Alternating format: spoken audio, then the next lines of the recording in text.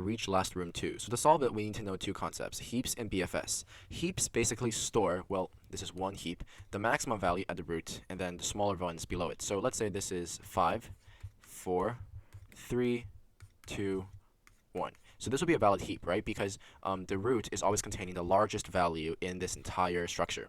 And the same goes for the substructures, right? 4, 2, 1, well, 4 is the largest of this substructure. And that's a heap. And we can reverse it to say, instead of having the largest value here, it's actually the smallest, which is the default in Python. But moving on, what is a BFS? BFS is basically a graph traversal algorithm that considers all the nodes at a given depth before considering the nodes at a subsequent depth. So we always begin at the shallowest depth, which is the root, in this case 5. We traverse 5 before going on to depth 1, which contains 4 and 3. After we visit 4 and 3, we go to depth 2 to consider 2 and 1. With that, we can solve the problem. So we're given the problem where we have a graph we're trying to get from 3 to 103.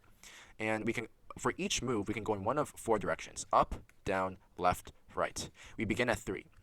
And the criteria is that the cost to get to the next node alternates. It begins at 1, then 2, etc.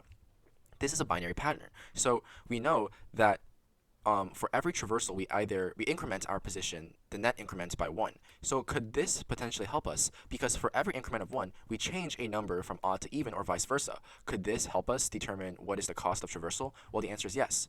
Let's just simulate it out, right? If we were to sum, let's do this. If we were to sum the positions, this gives 0. This, I'll box it up. This is 1, this is 2, this is 1, this is 2, this is 3, this is 4, right? The sum. This is 4, this is 3, and this is 2. If we were to traverse from 3, how would we do it? Well, I'll do this in green. We can either go in one of 2 directions. We can either go, that's a bit too light.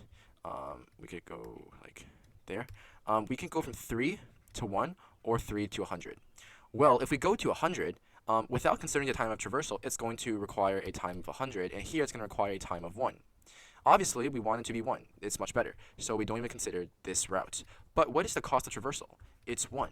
What does 1 correspond with? It corresponds with a odd number sum of the indices. And we'll see that this is actually the way that we keep track of what the cost of traversal is. So from here, we go to 1. Now, we just established that going to 1 will take much less time than going to 100. So we should expand upon the neighbors of 1 that are unvisited rather than expanding upon the neighbors of 100, so that we're always building the path with the least time. And that's the idea of where the heap comes in. The heap maintains which node currently has the smallest time of traversal. In this case, it's 1. So from 1, we can go either 2 or 4. Those are the unvisited nodes. Obviously, going to 2 is much better, and if we go to 2, what is the cost of traversal? Well, it corresponds to an even sum of the indices, so we go a cost of 2. And you see where this goes. We can either go to the left, to down, and to the right. Now, 100 is not yet visited because it's not within the path, so it's not visited. Obviously, we go to 3. And that corresponds with a sum of indices to be an odd number, in this case 3, so the cost of traversal is 1. We can either go up or down. Even though the cost 103 is larger than 4, 103 is the target destination, so we always go down, and when we go down, it corresponds to a sum of the indices to be an even number, hence we're going to have a cost traversal of 2. And that's the algorithm. And with this, we can program it in Python. We're going to need a 2D array that stores the minimum time it takes to get to the current node. That's determined by the rows and columns of the original 2D array. So I don't know why the indentation is off here, so let's just go here. N is equal to the length of move time, and M is the length of the first element in move time. N is rows, M is columns. So min times is equal to float of infinite times number of columns for underscore in range of n.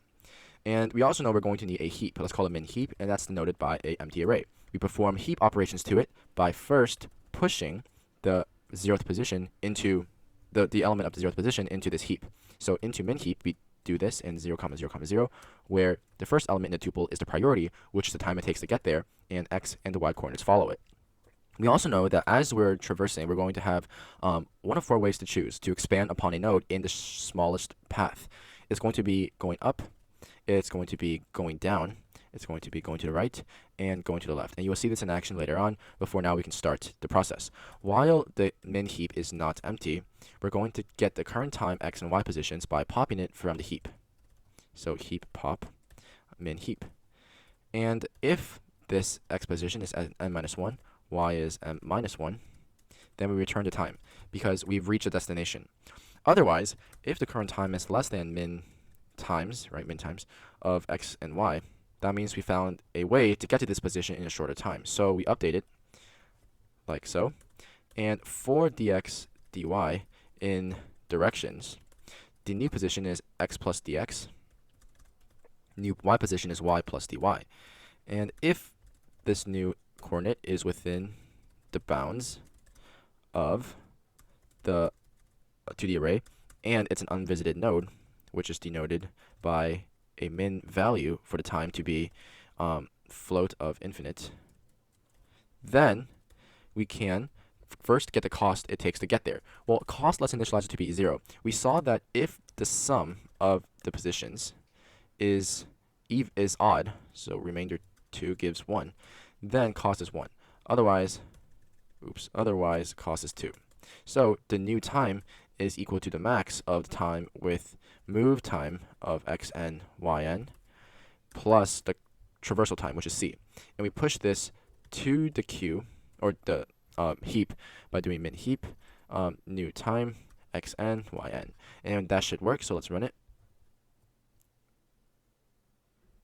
Heap pop. Why does it not have that? Oops, sorry, I see. It's supposed to be heap q dot heap pop. And that works, so let's submit. And there we go.